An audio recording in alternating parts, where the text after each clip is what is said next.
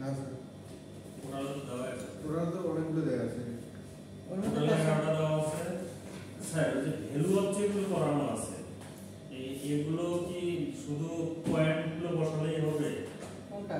যেমন আমার ফার্স্ট এর যে বিষয়টা দিয়েছেন আপনি, ফাইলের মধ্যে যত মনে করেন যে আমরা পাই ওটা ভ্যালুটা বসাই দিই শুধু ওইটা। যদি পারো কাপড় টাপড় তোমার কালার ডাইনে কোথাও ফ্যাক্টরিতে থাকে কাপড় স্যাম্পল লাগাই দেবে, অরিজিনাল একটা টেস্ট বিফোর আফটার যেটা লাগাই দেবে, ওটা লাগাই দিলে তোমার কয়টা করবো স্যার? 500টা করো। তখন দিয়ে কিন্তু ওগুলো তোমার হচ্ছে আমরা তো সব ছবি দিয়ে দিয়েছি, তুমি জাস্ট প্রিন্ট করে ফাইল করবা, আর পাশাপাশি ভ্যালুগুলো তুমি লিখবা, যেখানে তোমার লেখার জায়গা আছে ওটুকু লিখবা, একটু বেশি কাজ নেই, কাজ তো করেই দিয়েছি। প্রিন্ট করে দিলেই হবে স্যার। হাতে লিখলে তো কষ্ট হবে, হাতে লিখলে আরো ভালো, মার্কার বেশি হবে। আমি সবগুলো পূরণ করছি স্যার।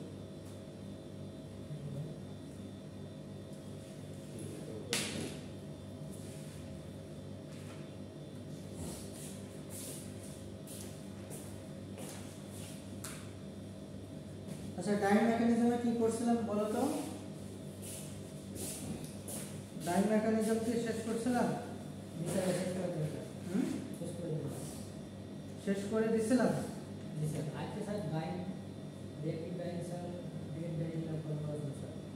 না না, শেষ করে না, রিঅ্যাক্টিভ ডাইং করার কথা ছিল।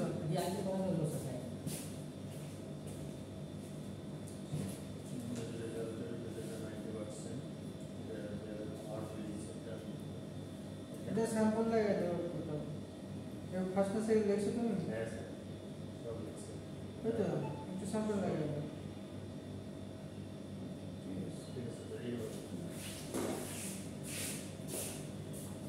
আচ্ছা, এটা যদি পড়াই থাকে তাহলে বুঝি করে কিছু বললাম না। ফিক্সেশন পড়াইছিলাম, ফিক্সেশন মেকানিজম।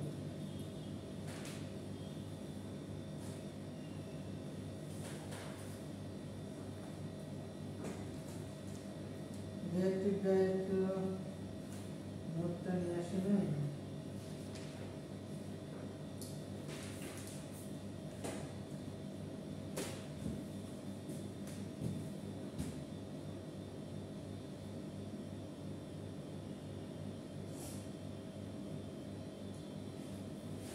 প্রথমে যদি আমরা আসি, হোয়াট ইজ রিঅ্যাক্টিভ ডাই?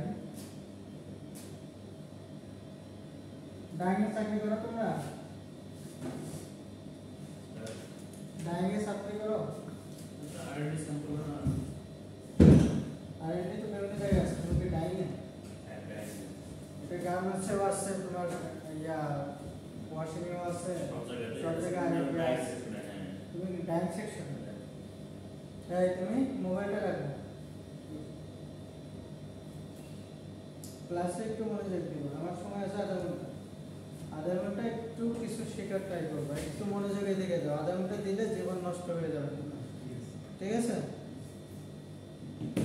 দেখো, রিঅ্যাক্টিভ ডাই মোটামুটি যারা টেক্সটাইলে চাকরি বাকরি করে অথবা ডিপ্লোমা করে আসছে, এই নামটা শোনার কথা। শুনছো না?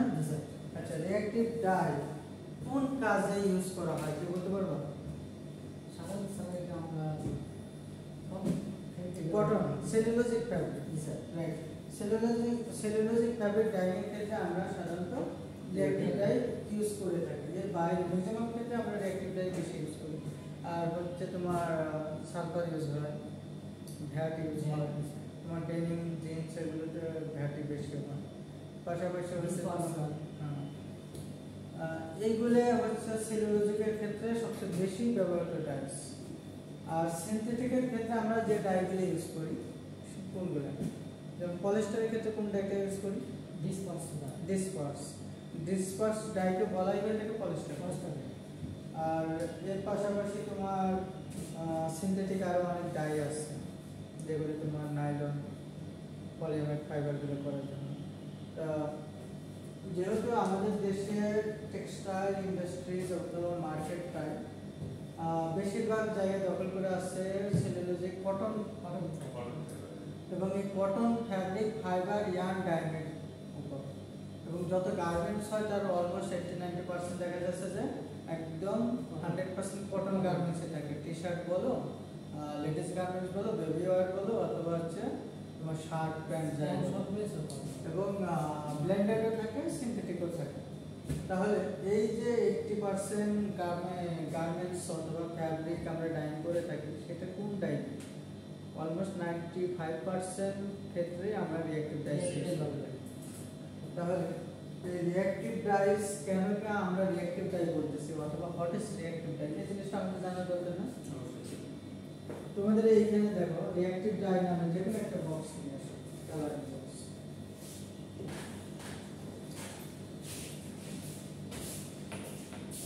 ডাই দেখছো তুমি কখনো? কখনো দেখছো? ওই যে ল্যাবে কাজ করছে না এখানে।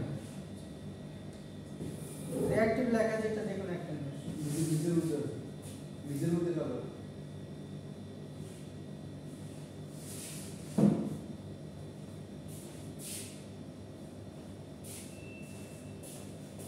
রাখো সামনে। এটা হচ্ছে রিঅ্যাক্টিভ ডাই। এটা কি কালার? রেড কালার না violet? Violet. Reactive, what is reactive dye? Reactive dye is one kind of coloring component. Yes, which can be used or applied on the textile materials, basically cellulosic materials. এটা এক ধরনের colouring component অথবা রংযুক্ত পদার্থ, যেটা দিয়ে এইটা যদি তুমি কোথাও দাও, কোনো একটা কাপড়ে দাও, সেটা তুমি পাউডার ফর্মে বসে দিলে রং হয়ে যাবে, অথবা তুমি সলিউশন তৈরি করে পানিতে ডুবিয়ে করে তারপরে সেটা কাপড় ডুবায় হেড দিলে সেটাও রং হয়ে যাবে। তাহলে জিনিসটা কি? রিঅ্যাক্টিভ ডাই একটা colouring component. Reactive dye is a, বলো কি?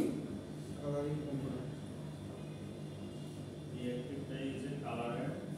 কালারেন্টও বলতে পারো, কালারেন্ট অবলিক কালারিং কম্পোনেন্ট।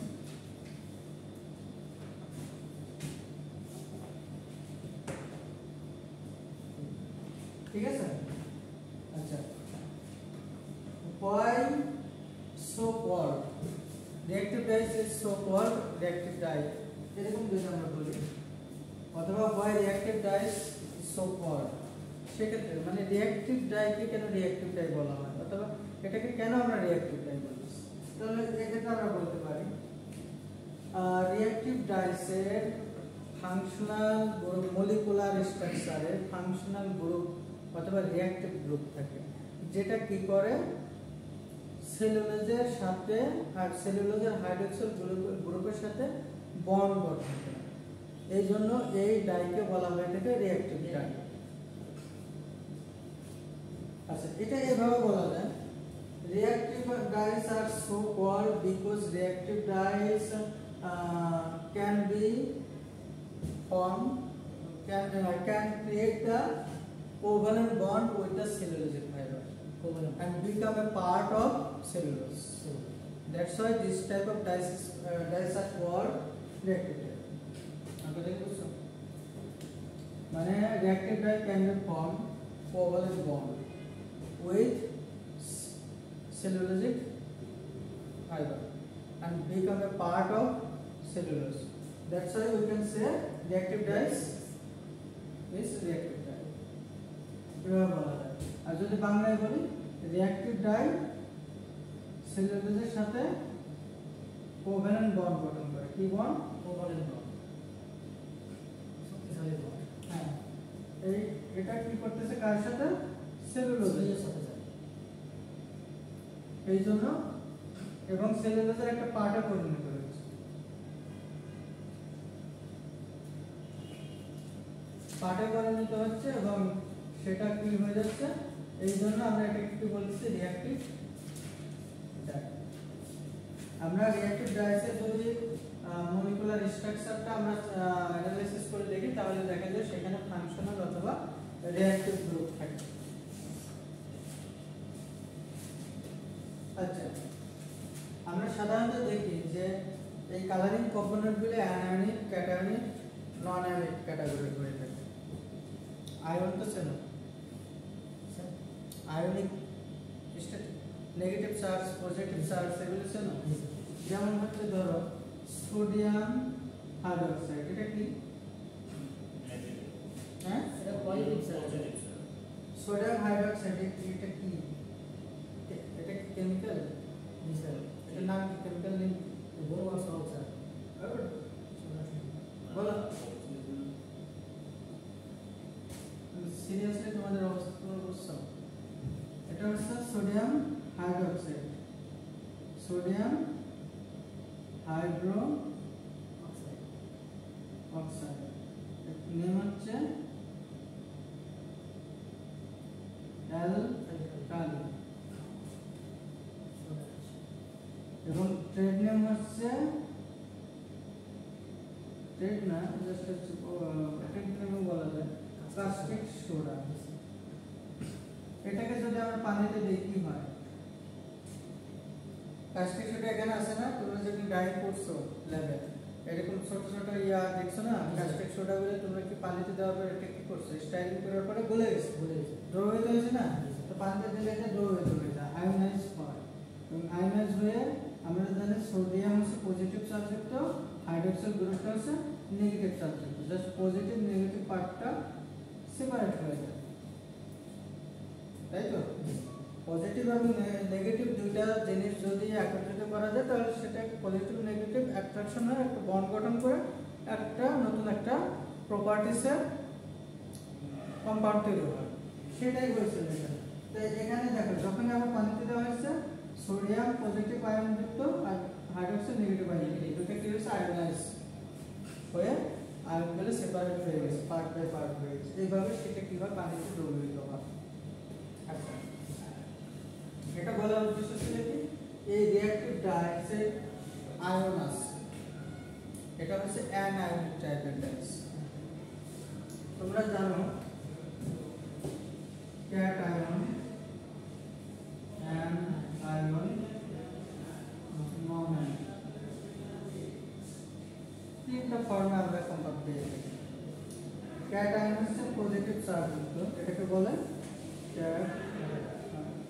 আর এটা হচ্ছে তোমার অ্যানায়ন,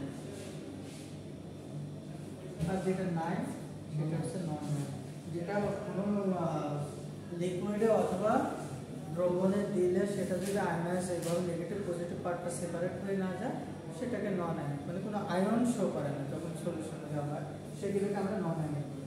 তো রিঅ্যাক্টিভ ডাইস হচ্ছে dyes are anionic in nature, স্বভাবত রিঅ্যাক্টিভ ডাইস অ্যানায়নিক টাইপের, যখন হচ্ছে রিঅ্যাক্টিভ ডাইকে আমরা পানিতে দ্রবীভূত করি তখন এটা কি হয়,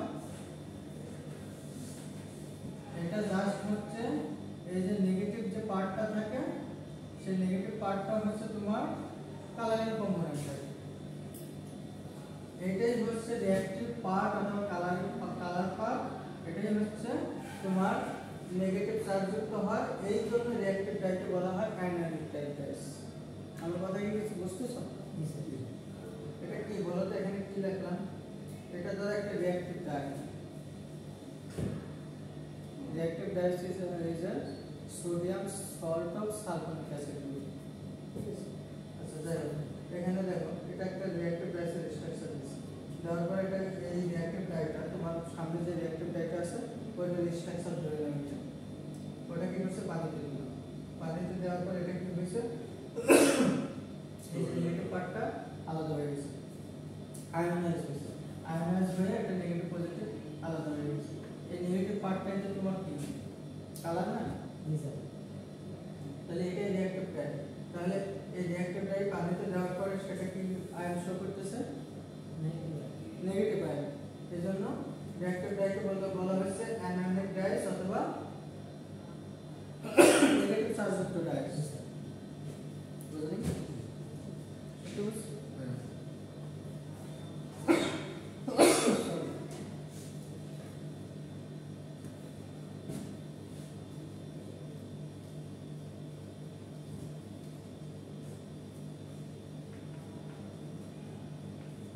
তোমরা আজকে পড়াশোনা না করতে করতে বেসিক কিছুই সব ভুলে গেছো, পড়াশোনা তো একেবারে structure and properties of reactive dyes.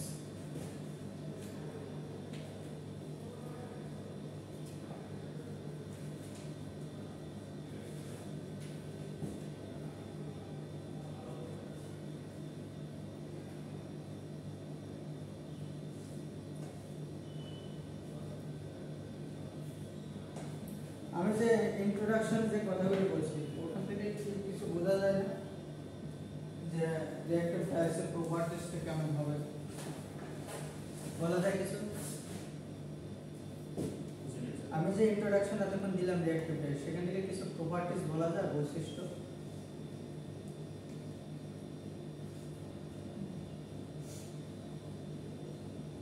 এতক্ষণ রিঅ্যাক্টিভ ডাইস সম্বন্ধে কি বললাম অ্যানায়নিক ডাইস হ্যাঁ বলা যায় না শুনতেছো আমার কথা বুঝতেছো কিছু তারপরে আর কি বলা যায়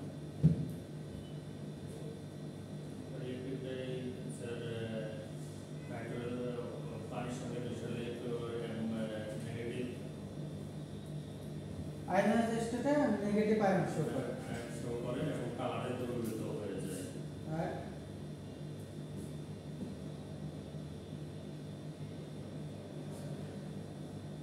এটা sir sodium hydrogen sulphate sir এটা কোভালেন্ট বন্ড তৈরি করে স্যার এটাই রিঅ্যাক্টিভ ডাই রিঅ্যাক্টিভ যে পার্টটা থাকে ডাইসের স্ট্রাকচারে সেটা সেলুলোজের সাথে বিক্রিয়া করে ইলেকট্রন আদান প্রদান অথবা রিঅ্যাকশন করে কি করে কোভালেন্ট বন্ড গঠন করে এবং সেলুলোজের একটা পার্ট তৈরি করে তিনটা হয়ে গেল না এই জিনিসগুলো তো বোঝার জিনিস এগুলো তো মুখস্থ জিনিস না তাই না? আচ্ছা স্ট্রাকচারের কথা যদি আমরা বলি যদি molecular structure of reactive dyes আমরা কনসিডার করি তাহলে এক নম্বর পয়েন্টে আমরা বলতে পারি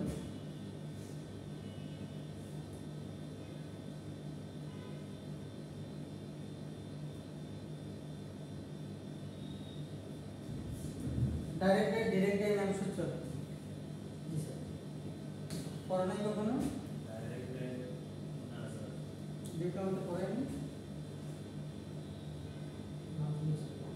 ডাইরেক্ট ডাইরেক্ট ডাই নাম শুনে নি কখনো আর&ডি কাজ করো কি কাজ করো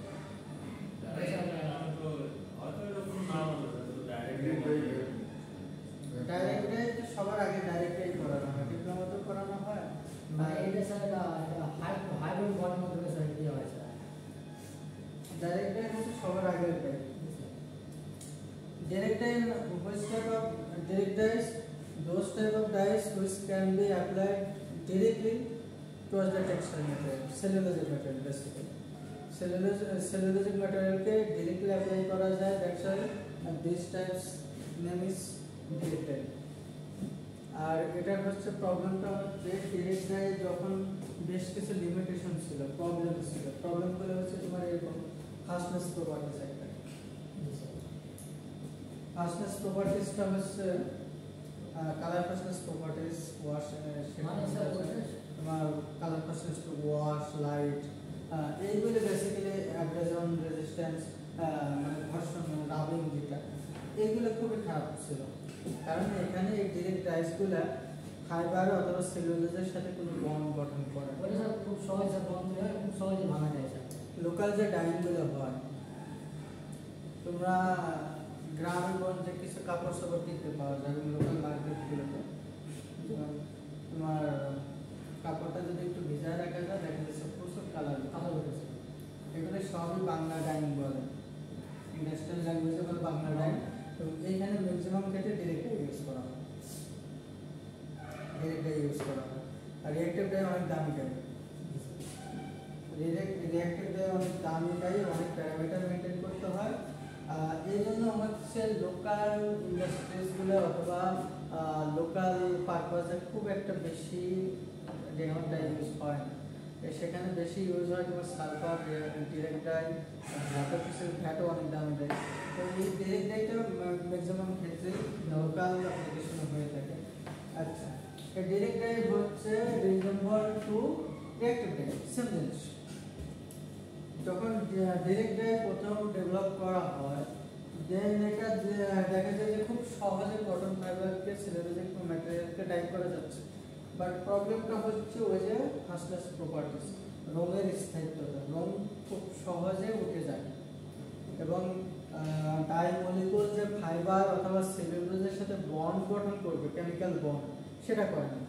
এই প্রবলেমটা রিমুভ করার জন্য স্টেফেন এবং রাত্রে নামক দুইজন ওনারা কি করেন, ডিরেক্ট কেমিস্ট, ডিরেক্ট ডাইয়ের স্ট্রাকচারের উপরে কাজ করেন এবং সেখান থেকে ওনারা এই ডিরেক্ট ডাইয়ের মলিকুলার স্ট্রাকচারে ফাংশনাল গ্রুপ অ্যাড করে দেন অথবা রিঅ্যাক্টিভ গ্রুপ অ্যাড করে দেন। সেই রিঅ্যাক্টিভ গ্রুপের অ্যাড করার পরে তখন যে ডাইটা ডেভেলপ করা হয় সেই ডাইয়ের নাম হয় রিঅ্যাক্টিভ ডাই, কারণ ওই রিঅ্যাক্টিভ গ্রুপ ওই ডাই মলিকুলার স্ট্রাকচারে আছে দেখে এটা নামকরণ করা হয় রিঅ্যাক্টিভ ডাই। এই রিঅ্যাক্টিভ গ্রুপ কি করে, সেলুলোজের সাথে একটা ডাইসেল স্ট্রাকচারে একটাও থাকতে পারে, একাধিক রিঅ্যাক্টিভ গ্রুপ থাকতে পারে। সেই ফাংশনাল গ্রুপগুলো কি করে, সেলুলোজের সাথে বন্ড গঠন করে, রাসায়নিক বন্ধন গঠন করে। তখন কি হয়, খুব সহজে ডাই মলিকুলগুলো পানিতে ঘর্ষণে অথবা লাইটের কারণে উঠে না যায়। কথা কি বুঝছো? তাহলে যদি আমরা প্রথম স্ট্রাকচারাল এবং প্রপার্টিজ আমরা কনসিডার করি, আমরা বলতে পারি reasonable to direct dye, reactive dyes as consideration of molecular chemical structure, we can say reactive dies is resemble to direct dye, ekdom same, but difference is there is a one or more than one functional or reactive. As a typical reactive dye contain the chromophore as a group.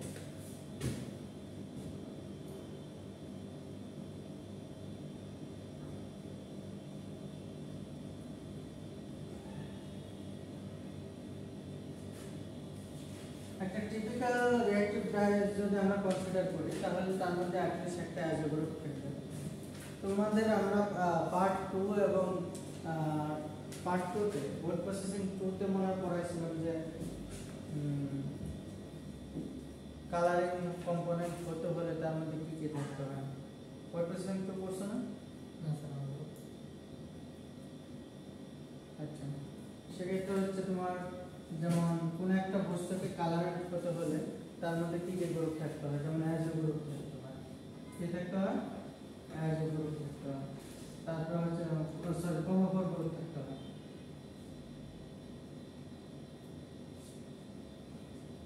অক্সোক্রোমিক group থাকতে হয়। এই গ্রুপগুলোর কাজ হচ্ছে, ক্রোমোফোরের কাজ হচ্ছে পুরো একটা কম্পোনেন্টকে colour হিসেবে প্রডিউস করার জন্য, কালার বিয়ার করার জন্য। এই ক্রোমোফোর গ্রুপ কোন একটা ম্যাটেরিয়ালের মধ্যে যদি না থাকে সেটা কি করে না, একটা স্পেসিফিক ওয়েভলেন্থের লাইট রেকে রিফ্লেক্ট করতে পারে না। তোমার এখানে এটা যদি ভায়োলেট হয়, এর উপরে এই যে আর্টিফিশিয়াল ডে লাইট যেটা লাইটটা পড়তেছে, লাইটটা পড়ার পর এখানে কি হচ্ছে, বাকি সব রে অ্যাবজর্ব করতেছে, শুধু হচ্ছে ভায়োলেটের ওয়েভলেন্থের রেটা হচ্ছে রিফ্লেক্ট করতেছে। আর রিফ্লেক্ট করার কারণে আমাদের চোখে রেটিনাতে আসতেছে, তখন আমরা এটা বলতেছি এটা ভায়োলেট কালার। এগুলো পড়াইছি না পার্ট 2 এর এগুলো ছিল। ধরো তোমার কাছে যে ডাইস গ্লাস, তোমার কাছে কি আছে, ডাইস গ্লাস, দেখো এদিকে তাকায় দেখো, সেগুলো এখানে রাখছো, এখান থেকে তোমার হচ্ছে আলো আসতেছে। এই আলোতে কয়টা কালার আছে, 7টা কালার আছে। কালারের উপর সব কিছু আছে। 7টা কালার না? আচ্ছা, 7টা বর্ণ আছে, এর মধ্যে সবগুলি অ্যাবজর্ব করছে। শুধু ধরো ভায়োলেট রেড যে ওয়েভলেন্থে, ভায়োলেট ওয়েভলেন্থের রেডটা একটা রিফ্লেক্ট হচ্ছে, বাকিগুলো সব অ্যাবজর্ব হয়ে যাচ্ছে, শুধু এইটা রিফ্লেক্ট হয়ে যখন আমাদের চোখে, এখানে তো চোখ আছে আসতেছে, তখন এটা আমাকে ভায়োলেট মনে হচ্ছে, তাই তো? একটা সিম্পলি যদি আমরা কালার ভিশনের কথা চিন্তা করি তাহলে এটা এখন কোন একটা, এই যে এখানে যে ম্যাটেরিয়ালগুলো আছে এটা তো কালার, তাই না, কালারিং কম্পোনেন্ট। এখন এই ম্যাটেরিয়ালটা যদি এরকম কোনো কালারফুল ওয়েভলেংথের রে রিফ্লেক্ট প্রতিফলন না করতো তাহলে কি এটাকে কালার কম্পোনেন্ট বলতে পারতাম না বুঝো নাই? জি স্যার এইখানে তিনটা জিনিস আছে, এই যে এইভাবে লিখছিলাম, তিনটা বস্তু আছে। এই বস্তুগুলো যদি এরকম কোনো যে আলো থেকে 7টা বর্ণের আলো আসতেছে, এর মধ্যে কোনো একটা স্পেসিফিক আলো বর্ণের রশ্মিকে যদি সে রিফ্লেক্ট না করতো, সেটা কি কোনো কালারিং কম্পোনেন্ট হতো? না স্যার কালারফুল মনে হতো? না স্যার হয় সাদা মনে হতো, না হয় কালো মনে হতো। কালারফুল মনে হতো না না। স্যার তাহলে এটা যদি ভায়োলেট করে, এটা যদি রেড করে, তাহলে রেড মনে হচ্ছে আমাদের কাছে, ভায়োলেট করে ভায়োলেট মনে হচ্ছে। জি স্যার তাহলে এই যে জিনিসটা, তাহলে এইটা কালারফুল মনে হচ্ছে কি কারণে? রিফ্লেক্ট হচ্ছে। আর রিফ্লেক্ট করার কারণটা কি? এর ভিতরে এই ক্রোমোফোর গ্রুপগুলো আছে, কোন একটা আছে, কথা বলো না? জি স্যার এই ক্রোমোফোর গ্রুপ থাকার কারণে এই বস্তুগুলো হচ্ছে কালার প্রডিউস করতে পারে। এবং যদি তোমার কোনো একটা কম্পোনেন্ট কম্পাউন্ড যদি কালারফুল হতে হয়, তার মধ্যে অবশ্যই এই ক্রোমোফোর গ্রুপগুলো থাকতে হবে। এবং ক্রোমোফোর গ্রুপগুলো কোনগুলো? অ্যাজোন, অ্যানথ্রাকুইন, নাইট্রোবেনজেন, ডাইনাইট্রোবেনজেন, এগুলো হচ্ছে তোমার ক্রোমোফোর গ্রুপ। আর একটা টিপিক্যাল রিঅ্যাক্টিভ ডাইয়ে অবশ্যই তোমার কি অ্যাজো গ্রুপ থাকবে, একটা ব্রিজিং গ্রুপ থাকবে, সোলোবলাইজিং গ্রুপ থাকবে। আমি একটা ডাইসের স্ট্রাকচার আগে আঁকাইনি, তাহলে বুঝতে সুবিধা হবে।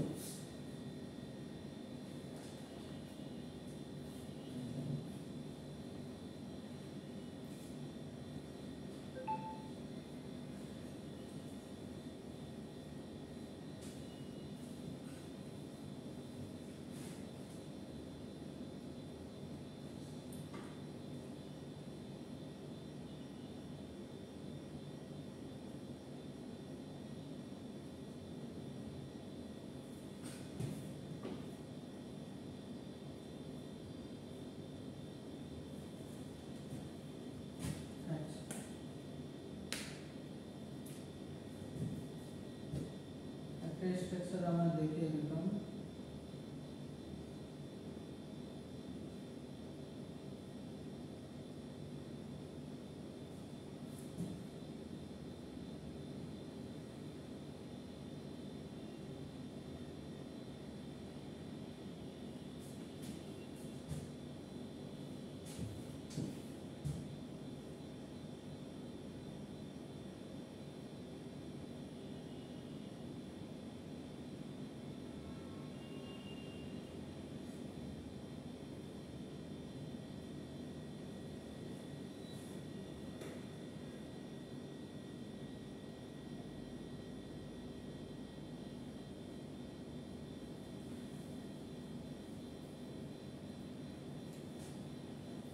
পার্ট টু না করলে তো পার্ট থ্রি বোঝা যাবে না ভাই।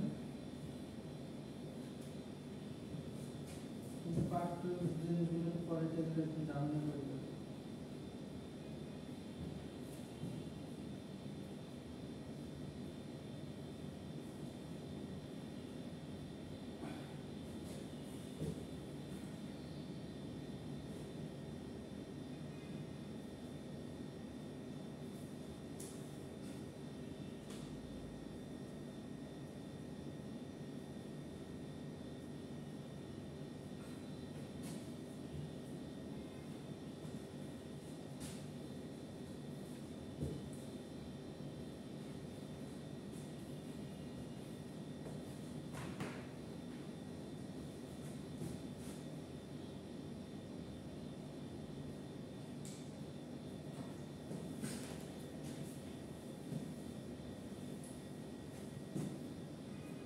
আচ্ছা দেখ, এটা একটা হচ্ছে reactive ডাইসের structure.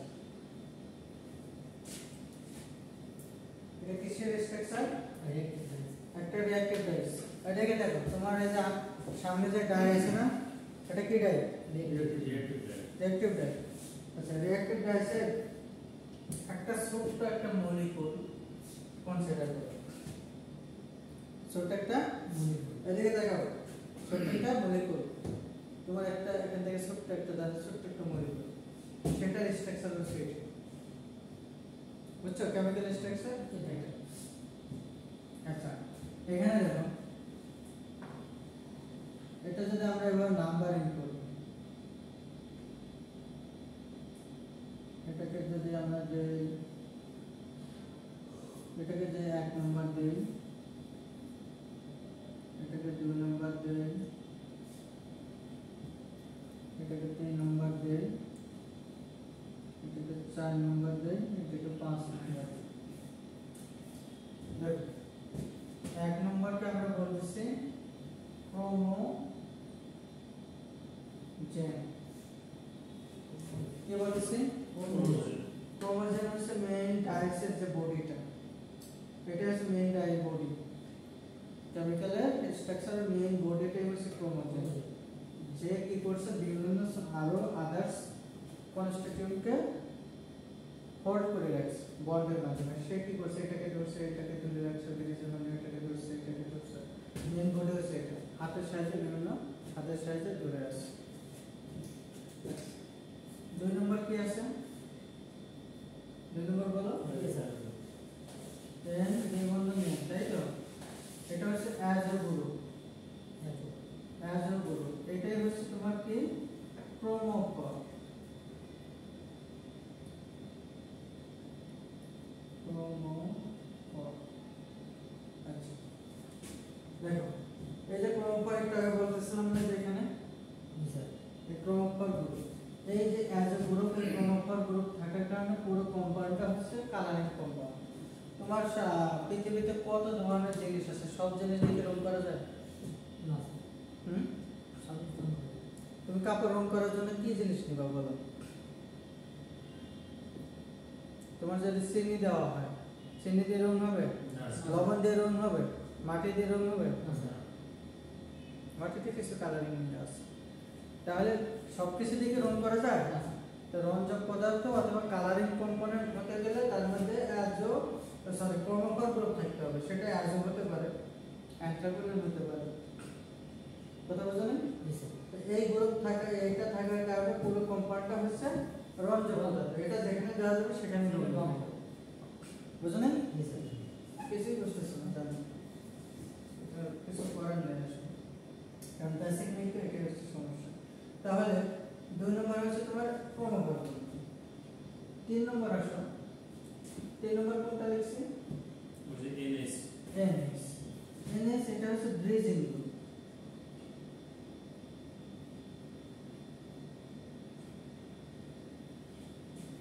Bridging group, bridging গ্রুপটা কি? ব্রিজের বাংলা কি? সেতু। ব্রিজের বাংলা সেতু। তাহলে এই যে বডিটা বলছিলাম, এই বডির সাথে একটা হাত আছে না? আচ্ছা, হাত দিয়ে সে এই পাশে কেমনে ধরবে? তাহলে এই যে ব্রিজিং গ্রুপটা সে কি করছে? বোর্ডের সাথে আরেকটা গ্রুপকে অ্যাটাচ করে দিচ্ছে। ওই যে বলছিলাম ডাইরেক্ট ডায়ারের স্ট্রাকচার এই পর্যন্ত, কিন্তু পরবর্তীতে ডেভেলপাররা কেমিস্টরা কি করছে? একটা ব্রিজিং গ্রুপ অ্যাড করছে এবং ব্রিজিং গ্রুপের সাথে এই যে ফাংশনাল গ্রুপ। 5 নাম্বার হচ্ছে আসতেছে। 4 নাম্বার কি? 4 নম্বর solubilizing group। দেখো, তাহলে এই পর্যন্ত আমরা বুঝলাম যে মেইন বডি সাথে একটা ক্রোমোফর গ্রুপ থাকার কারণে এটা কালারিং কম্পোনেন্ট, এর সাথে একটা ব্রিজিং গ্রুপ আছে। এবং এখন আমরা বুঝি যে পুরো কম্পাউন্ডটা যদি পানিতে দ্রবীভূত হবে কি হবে না। সলুবল মানে কি? দ্রবীভূত হবে। সলুবলাইজিং গ্রুপ মানে দ্রবীভূত করে, পানিতে যেটা দ্রবীভূত করে। এখন এই SO3NH সোডিয়াম সালফোনেট এটা যদি তুমি অ্যাড করে দেওয়ার কারণে পুরো কম্পাউন্ডটা পানিতে দিলে দ্রবীভূত হয়ে যাচ্ছে। আচ্ছা, এখন দেখো 5 নম্বরে আসো, ফাংশনাল পাবলিক রিঅ্যাক্টিভ বাইস। এই যে রিঅ্যাক্টিভ অংশটা পাইছো এখন, তাহলে এটাকে আমরা বলতেছি কি রিঅ্যাক্টিভ গ্রুপ। আচ্ছা, তাহলে আমরা ডায়াসের বডি পাইলাম, সেখানে প্রমোটার গ্রুপ থাকার কারণে এটা কালারিং হলো, রঞ্জক পদার্থ হলো। দেন আমরা এটার সাথে কি করলাম, সলভারাইজিং গ্রুপ দিলাম, এটা পানিতে দ্রবীভূত হবে। এখন সাথে আমরা কি করলাম, একটা ব্লিচিং গ্রুপ অ্যাড করে দিয়েছি, যেটা কি করবে রিঅ্যাক্টিভ অথবা ফাংশনাল গ্রুপকে অ্যাটাচ করে রাখবে, জোরে রাখবে। আচ্ছা, এটা হচ্ছে একটা টিপিক্যাল রিঅ্যাক্টিভ ডায়াসের স্ট্রাকচার, কেমিক্যাল স্ট্রাকচার। সেম জিনিসটাই পাশে আছে। এখন বিষয়টা দেখো, এই যে রিঅ্যাক্টিভ গ্রুপ, এখানে কয়টা আছে, নাইট্রোজেন আছে 3টে ধর। এটা বলা হয় ডিসিটি টাইপ ডাইস, ডাইক্লোরো ট্রাইঅ্যাজিন। অ্যাজিন আছে 3টা আর ক্লোরিন আছে 2টা, এজন্য ডাইক্লোরো ট্রাইঅ্যাজিন টাইপের রিঅ্যাক্টিভ ডাই। আচ্ছা, এখন এই ফাংশনাল অথবা রিঅ্যাক্টিভ গ্রুপের কাজ, এখানে দেখো, এখানে ক্লোরিন একটা আছে না, এখানে একটা আছে না, 2টা ক্লোরিন আছে না। ক্লোরিন এগুলো লিভিং গ্রুপ বলা হয়। ক্লোরিন, ব্রোমিন, আয়োডিন, এটা খুব সহজে একটা জায়গা থেকে লিভ নিতে পারে। যেমন হাইড্রোজেন ক্লোরাইড, ঠিক আছে, তোমার হচ্ছে নেগেটিভ চার্জ ক্লোরাইড, তো এগুলো হ্যালোজেন যুক্ত গ্যাস, তাই না, হ্যালোজেনেটেড। তো সেক্ষেত্রে হচ্ছে তোমার ক্লোরিন, এই যে 2টা ক্লোরিন, এই 2টা হাত না, এই ফাংশনাল গ্রুপের 2টা লিভিং গ্রুপ। এ কি করতে পারে, সেলুলোজকে আমরা জানি কি সেলুলোজ না, হাইড্রক্সাইড গ্রুপ আছে না, সেলুলোজের স্ট্রাকচারটা আমরা এই ফাইনালে সেটা বোঝানোর দরকার নেই। তো সেখানে এই যে হাইড্রক্সাইড গ্রুপ থাকে সেলুলোজের, এটার সাথে যুক্ত হবে। জাস্ট এখানে কি হবে, তোমার এই ক্লোরিনটা রিমুভ হয়ে যায়, তোমার এখানে ও ক্লোরিনটা রিমুভ হয়ে যাবে, ও সেলুলোজটা অ্যাটাচ হয়ে যাবে, আর হাইড্রোজেন ক্লোরাইড বের হয়ে যাবে। এইভাবে কি হয়, নরমালি এই যে ফাংশনাল গ্রুপের সাথে সেলুলোজের সাথে রিঅ্যাকশন হয়, কেমিক্যাল কোভ্যালেন্ট বন্ডটা হয়, ইলেকট্রন আদান প্রদানের মাধ্যমে। এখানে ক্লোরিনটা আলাদা হয়ে যায়, কাকে নিয়ে আলাদা হয়ে যায়, এখানে OH আছে না, এখান থেকে হাইড্রোজেনটা, এখান থেকে ক্লোরিনটা কি হয়, হাইড্রোজেন ক্লোরাইড, আর বাকি থাকে কি OCl না, OCl লিখছেন এখানে, বুঝলেন?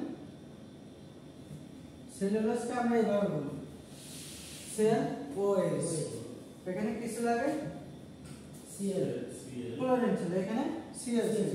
আচ্ছা, Cl কার সাথে গেছে, এখানকার হাইড্রোজেন নিয়ে চলে গেছে। OCl ছিল না, সেই OCl পুরো ডাইসের সাথে লেগে গেছে, OCl। তাহলে সেলুলোজের একটা পার্ট হয়ে গেল না ডাইসটা। তাহলে অ্যাটম শেয়ারের মাধ্যমে, ইলেকট্রন শেয়ারের মাধ্যমে কি হয়েছে, কোভ্যালেন্ট বন্ড গঠন হয়ে গেছে এবং সেলুলোজের কটনের একটা পার্টে পরিণত হয়ে গেছে এই রিঅ্যাক্টিভটাই। এখন এটাকে খুব সহজে কি ফাইবার ফ্যাব্রিক থেকে বের করা সম্ভব? ওয়াশের মাধ্যমে এটা করা হবে। এটা অনেক বেশি টেম্পারেচার, অনেক বেশি নরমালিতে যাবে।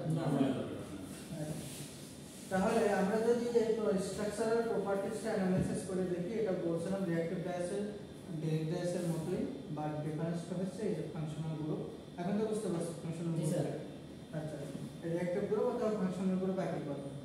আর এরপর আমরা বলছিলাম যে একটা টিপিক্যাল রিঅ্যাক্টিভ ডায়াসে কমপক্ষে একটা অ্যাজ গ্রুপ থাকবে, এক বা একাধিক সলুবলাইজিং গ্রুপ থাকবে, একটা ফাংশনাল গ্রুপ থাকবে, আর ক্রোমোজোম বডিতে থাকবে, বডি ছাড়া কিছু হয় না স্যার।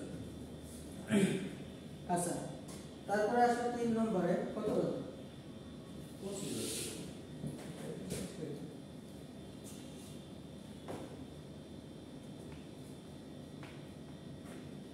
যেটা ইয়াদু স্যার, ওটা কি স্যার মেডিকেল না স্যার, ইয়াদু যেটা ইয়াদু অ্যাজোপ্যাথি করে, এজন্য অ্যাজোপ্যাথি ডাইস বর্তমানে জি স্যার, এনভায়রনমেন্ট কনসার্ন সবচেয়ে বেশি হচ্ছে অ্যাজোপ্যাথি ডাইস।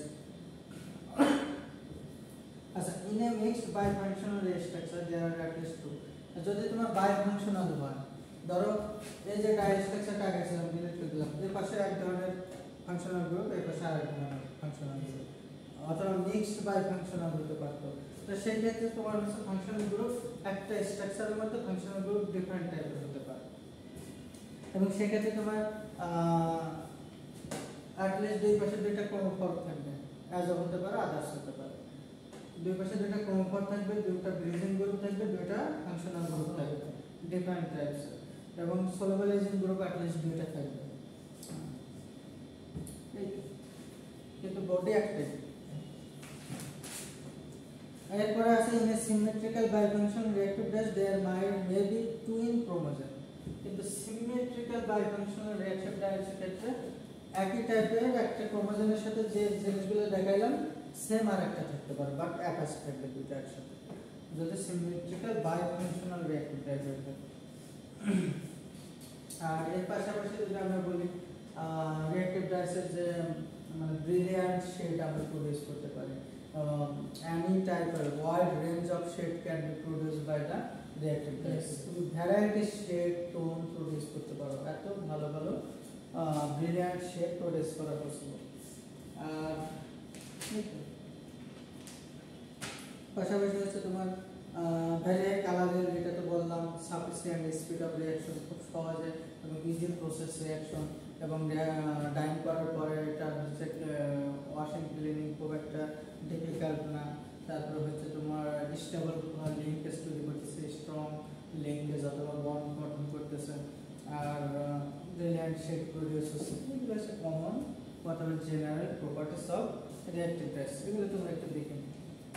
আজকে পর্যন্ত থাক, নেক্সট ক্লাসে আবার এই ডাইসের যতটুকু পারি আমরা শেষ করে দেওয়ার চেষ্টা করি।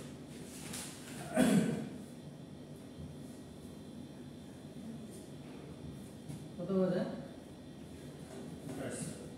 হ্যাঁ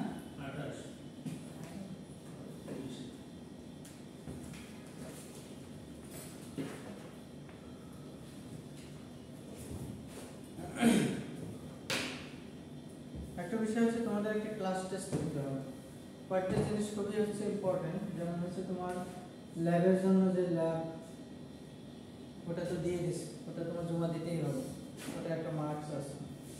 তারপরে তোমার ল্যাবের তো গেলই, ল্যাবের পরীক্ষার রুটিনও পেয়ে গেছো। ল্যাব করে করা লাগবে। ফার্স্ট ফার্স্ট হাতে লেগে বসো না ক্লিন করে বসো? হাতে দেখলে বেটার। তারপর হচ্ছে তোমার ল্যাব গেল, আর থিওরির জন্য, থিওরি কোর্সের জন্য তোমার সিটি নিতে হবে, ক্লাস টেস্ট, এবং নেক্সট উইকে, এবং একটা অ্যাসাইনমেন্ট হচ্ছে তারপরে ল্যাবেরটা হচ্ছে ল্যাব 100 মার্কের একটা কোর্স, এটা থিওরির কোর্স। ফাইনাল সেমিস্টারে এসে যদি এই ধরনের কথা বলো, এটা আসলে হাস্যকর হবে। ল্যাব হচ্ছে 100 মার্কের কোর্স, ওটা হচ্ছে এক্সপেরিমেন্ট বলে, আর অ্যাসাইনমেন্ট হচ্ছে থিওরির কোর্স। এটার জন্য 10 মার্ক আছে, তুমি না দিলে আমার কিছু যায় আসে, ওই 10 মার্কের ঘর ফাঁকা থাকবে, আর তুমি যদি কিছু দাও তাহলে সেক্ষেত্রে ওখানে আমি আমার মার্ক দিতে পারবো। শোনা হয়েছে? আচ্ছা, তাহলে ক্লাস টেস্ট হচ্ছে 30 তারিখ। 30 তারিখ কোন টপিকসের উপর বলো? 20 তারিখ শুক্রবার। বৃহস্পতিবার। হ্যাঁ বৃহস্পতিবার। কেন আজ 23 তারিখ হলে 23 তারিখ কি বার করবো? নেক্সট শুক্রবারে আর কি, যেটা কোন টপিকে দিবা? রিঅ্যাকটিভ ডাইসে রিঅ্যাকটিভ ডাইসে পড়াই দিই। তোমার হচ্ছে ডাইং মেকানিজমের উপর, জি স্যার। মেকানিজমের উপর এর ভিতরে আছে তোমার যে 4 মডেল আছে না? জি স্যার। 4 মডেল আছে, তারপর আছে তোমার 3 বলে মডেল আছে, তারপর আছে সাকসেসিভ স্টেজ আছে। স্যার যে কোনো একটা টপিক দেন, ওটা আমরা দেখে আসবো, আর এটা শুধু আপনার খালি ওইটা ডাইং মেকানিজমের মধ্যে এই টপিকগুলো আছে। এটা তো অনেক হয়ে গেল স্যার। তুমি জানো এটা একটু কয়টা অনেক কি হয়ে গেল। তোমাকে একটা জিনিস দেবো, না তা ঠিক একটা আছে। চ্যাপ্টার দিতে হবে না, তোমার টেস্টে দেওয়া দরকার নেই, তোমার কে দিতে বলিস? 3 বলের model successive stages of dying, তারপর হচ্ছে তোমার ফিক্সেশন অফ ডাইং। এই যে টপিকগুলো আছে ছোট ছোট টপিকগুলো এগুলো পড়বে ডাইং মেকানিজম মধ্যে। নোটটা নিছিল না? নোটের লাস্টে 2-3টা পেজ দেবে, 2-3টা পেজের মধ্যে এগুলো আছে। আর এটা হলো 30 তারিখ। আর অ্যাসাইনমেন্টটা দিবা কিসের উপর বলো? অ্যাসাইনমেন্টটা দিবা হচ্ছে 6 অথবা 7 তারিখে। পরের শুক্রবার কত হয়? 6 তারিখ। 6, 9, 24। অ্যাসাইনমেন্ট কিসের উপর দিবা? অ্যাসাইনমেন্ট স্টাডি বেস অ্যাসাইনমেন্ট আমি নেক্সট শুক্রবারের ক্লাস টেস্ট নেওয়ার পরেও আলোচনা করব, টপিকসটা দিইনি। এটা হচ্ছে তোমার রিঅ্যাক্টিভ ডায়াসের উপরই পড়ো, মানে এটা রিঅ্যাক্টিভ পুরো রিঅ্যাক্টিভ ডায়াসের উপর যাতে তোমার পড়াটা হয়ে যায়। স্টাডি অন রিঅ্যাক্টিভ ডায়াস, ঠিক আছে? এটা হচ্ছে আমি পয়েন্টগুলো নেক্সট ক্লাসে একটু মনে করাই দিও। পয়েন্টগুলো এটা তোমরা ভালো করে লিখে গ্রুপে দিও। তাই না? আমরা বুঝে দেবো স্যার।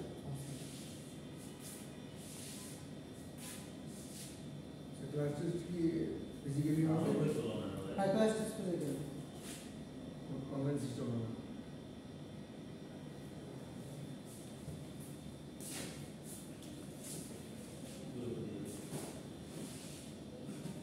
ল্যাব পরীক্ষা কিন্তু ফিজিক্যাল, ল্যাব পরীক্ষা কিন্তু অনলাইন হবে, ফিজিক্যাল। শুধু ফাইনালটা